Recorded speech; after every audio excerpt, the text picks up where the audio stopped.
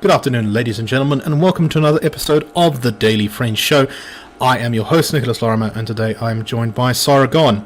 Let's get into our first news story of today, and it's finally here, the date of the next South African general election. It has been announced for the 29th of May 2024, and it is set up, I think, to be one of the most important elections in our country's history possibly since 1994. Or I mean, there's a case to be made for a couple of elections in there, but I think this is a really big one. We may, for example, if the polling is correct, see the ANC drop below 50% for the first time in the country's electoral history. We may see the possibility of a coalition government needing to be formed.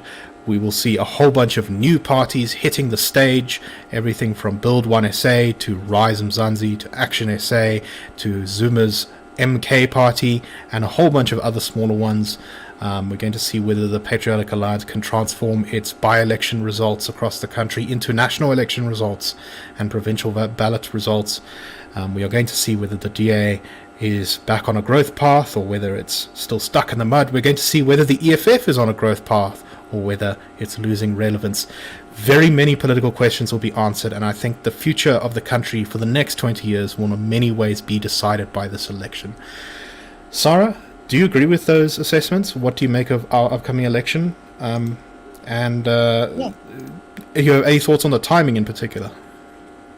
Well, some have speculated that it's sort of enough to give the ANC time to do something. I'm not quite sure what, but so it's being stretched to the end of May. It's obviously circumscribed to some extent by the rules as to when each election has to be held. It's also not, some people argue it's not quite in winter yet, so there probably won't be as much load shedding, and they'll be able to burn diesel to their heart's content to cover the period. But I think the problem with that thing is that they're not in control enough. They haven't made enough of a difference with Eskom to be sure that things won't either run relatively smoothly or just completely blow up in their faces. So I'm not sure about the significance. The date matters terribly much. I don't think it's going to do the ANC any good one way or the other, because they have got nothing to sell. And I think it is the most important election since the 94, because in advance we're anticipating the possibility of such a change, an alignment of forces, good or bad. It's not certain, but it keeps changing, opinions keep changing, events change very quickly. The rise of the MK party, who's, other than Zuma, I don't know else who's in the party. I don't know anything about the party, and Zuma can't be the face on the ballot, so it's mystifying to me to some extent that they've been so successful in by-elections in Natal, but there's also a reason for that. But it's also probably the most momentous period from an election point of view was the point at which Jacob Zuma, because the legal system basically let us down, and the ANC obviously put pressure on the NPA, he was free. He had no charges facing him, or he didn't face any, so he could go into the election, become our president, and ruin the country. So yes, it's very significant. Yeah, I really like elections in a lot of ways, because although they can become a bit heated and although they can create some sort of instability, they do answer some sort of fundamental political questions about where is the balance of power right now in the society. They help us to reframe a lot of political debates we have about, who's going forward, who's going backwards, what people care about, that sort of thing. Because, analysts and academics and everyone can talk, and we can on the show discuss it to death. But when the voters vote, you really sort of see where things are standing in the country. And I think that is very clarifying for understanding things and how they're going forward. And I think this election is one that I would encourage all of our viewers to make sure that they go and vote in if they have the opportunity to. It is, like I said, as we've just talked about, it's going to be very important, and it's going to really affect the fortunes of the country as we go into 2029. The country is facing many crises right now. everything from huge unemployment, public finances that are under strain, crime that is skyrocketing. Obviously, something needs to change in the way we do politics, and I think this election provides an opportunity for that. I really like elections because everyone in the country is for a day equal. You all get to go, you stand on the lines, you participate in the process of electoral democracy, and even if your side or whoever you vote for doesn't win, it is, I find, an exhilarating experience, in particularly when it is free and fair. Can I just Sorry, add to any that? final thoughts? Yeah, No, can I just add to that? It's almost an appeal to voters. It's not about ideology. Ideology just gets in the way usually. It's not about what the country needs. It's about what you as an individual need. And you'll find that whatever you think you need, which is a practical need to make your life better, millions of other people will vote based on needing the same thing. right. So, 29th of May, mark it down, it will be a public holiday. If you're not registered to vote, you probably won't be able to by the time you watch this show. I think the voters' roll would have closed. But if you are registered to vote, make sure you go and vote at the voting station you are registered at, as they seem to be much stricter this time with those requirements.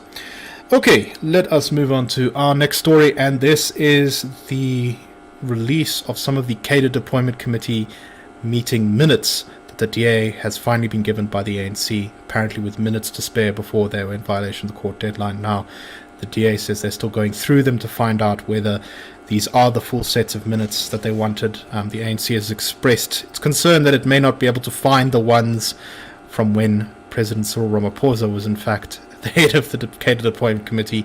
Very convenient that, but it's also possible they did lose them. But some records have been released. There was this slightly bizarre bit where they released a bunch of these records where the ANC Cadre Deployment Committee was discussing the judiciary and people being appointed as judges, and in the bits they released to the DA, they redacted a whole bunch of names, forgetting that they had already actually released this particular document at the Zondo Commission with the names unredacted. So I don't know what the point of the redaction was. But one of the most startling things that's come out so far in the analysis of the records that have been released is what we've long suspected, which is that the ANC was at various times very keen on, shall we say, influencing the judiciary. They criticized the appointment of judges in one of their meeting minutes, saying, quote, this is from the meeting's minutes, recommends that the current process is incestuous and contributes very little of anything to judicial independence. The ANC prizes and values judicial independence. The current process provides for a system that has a judiciary having too much power in determining the leadership of the... And then they didn't complete the sentence in the minutes there. There's also a letter in there from the former General Secretary of the Cadre Deployment Committee, the late Secretary General Jesse Duarte, written to the Justice Minister, saying that he needed to please attend to the matter of the Chief Justice, the influential role of the Chief Justice in the legal profession. So nothing exactly saying precisely what all of this means, but it's not hard to sort of read through the lines here and come to the conclusion that the ANC was very deliberately trying to ensure that people friendly to it were on the judiciary. Sarah, do you think that's a fair assessment? What do you make of this? I think what it does show, I think it gives certainly an indication of intent.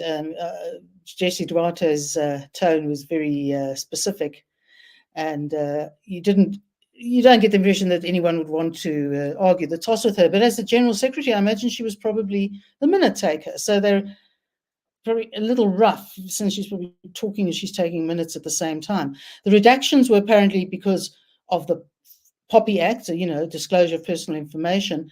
Well, it's disclosing nothing. It's just disclosing the names of the people they're talking about, which, as you say, we can access and have accessed, and it's up there from the Zondo Commission. So I think it shows an intent. I think one must also bear in mind that this particular example, and everything has to still be gone through, took place not under Cyril Ramaphosa's position as running the Cadre Deployment Committee, but he was president when this occurred. It was 2019, I think. So I think what it more than more than anything does indicate is that at the Zondo Commission, his evidence did not stand up to muster, shall we say. It's Right. it's supported, to a large extent, it's giving some indication of supporting Zondo's view of the lack of quality of Ramaphosa's evidence. Exactly. Ramaphosa very explicitly said the ANC doesn't choose judges in the Zondo Commission in his testimony to it. And it's very clear that from the cadre appointment meeting minutes, they were trying to choose justices. So yeah, I'm very glad though that this is coming out. I mean, I don't think anyone has been following cadre deployment in the ANC's National Democratic Revolution strategy for a while is terribly surprised by this. But it is, I think, some nice concrete confirmation that this is in fact how the ANC has been operating in the country and how it views institutions that are, shall we say, uncooperative with it. And okay. Just, there's one last comment to that.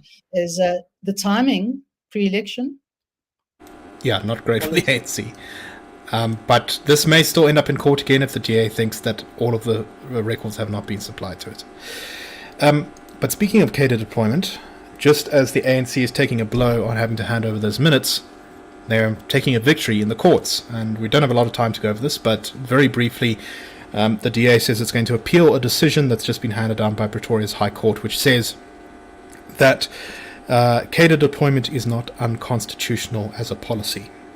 The DA took the ANC to court over this, wanting it to be declared unconstitutional.